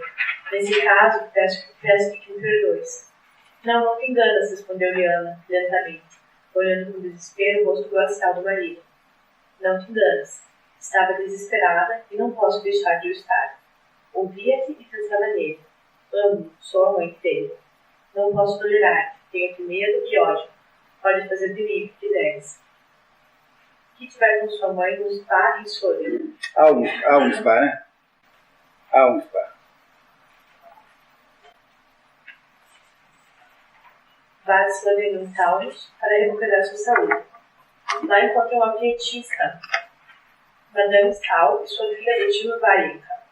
Retido no movimento dentro do luteranismo, fundado por Philippe Jacques Spener, que propõe amenizar o excessivo vigor religioso por pequenos círculos de duração e apoio mútuo. Vocês já viram os pietistas aparecerem aqui em meia dúzia de livros. Eles aparecem nos anos de aprendizagem de Wilhelm Meister, aparecem, mais recentemente apareceram muitas vezes. Né? O pietismo foi, pelo jeito, um movimento europeu de grande importância, alemão, né? No Goethe aparece o pietismo. Não, Goethe não aparece o pietismo. Só no Wilhelm Meister. Há muitos e muitos casos de pietismo na literatura que nós estudamos aqui.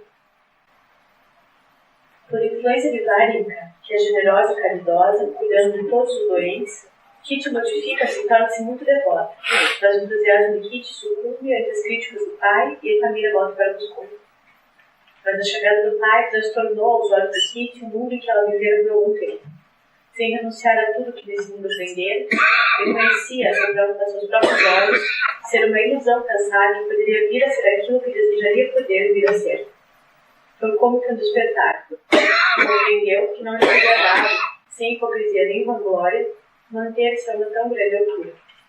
Aliás, sentia vivamente o horror dos desgostos, das doenças, das agonias que a cercavam, e achava penoso demais para ela prolongar os esforços que fizeram para interessar-se por aquele mundo de sofrimento. Experimentou a necessidade de retirar Arturo, de voltar breve à Rússia. Aí ele enxugou, e ele puxou, onde já estavam Dória e os filhos, como soubera pela carta que acabava de receber. Muito bem. Então, a segunda parte da história está centrada na descoberta do caso entre Ana e o Bronski. Não é? Descoberta essa motivada pela incapacidade que Ana tem de esconder os seus sentimentos com relação ao rapaz e pela situação da gravidez da Ana, que é uma situação terrivelmente definidora do nosso desenrolar aqui da nossa narrativa. Se vocês não têm nenhuma dúvida até agora, podemos parar um pouquinho agora, tomar um café e depois, diga. Não faz nenhum comentário sobre o casamento da Ana com o Karen. Muito pouco. 20 anos de diferença. Em que condições, em que interesse de perceber não comenta por que eles se casaram? Não está de fato no livro. E a explicação para isso é assim: é muito de se esperar, quer dizer, de se imaginar, que o que acontece aí é aquilo que acontece no âmbito da nobreza. Porque, viu, pessoal, esse negócio de casamento romântico, casamento em que um escolhe o outro, isso é uma coisa muito nova na história da humanidade e ainda não é universal. Não é? Por exemplo, você pega o Luís de Pirandello, que é um sujeito do início do século XX, o Luís de Pirandello conheceu a mulher dele na porta da igreja. Não é? Portanto, há aí digamos, uma regra geral que dirige os casamentos no mundo, é que eles são combinados por razões familiares. Seja por razões de sucessão, seja por razões de interesse econômico, seja por ligações políticas entre famílias. Tudo indica, portanto, que essa moça casou com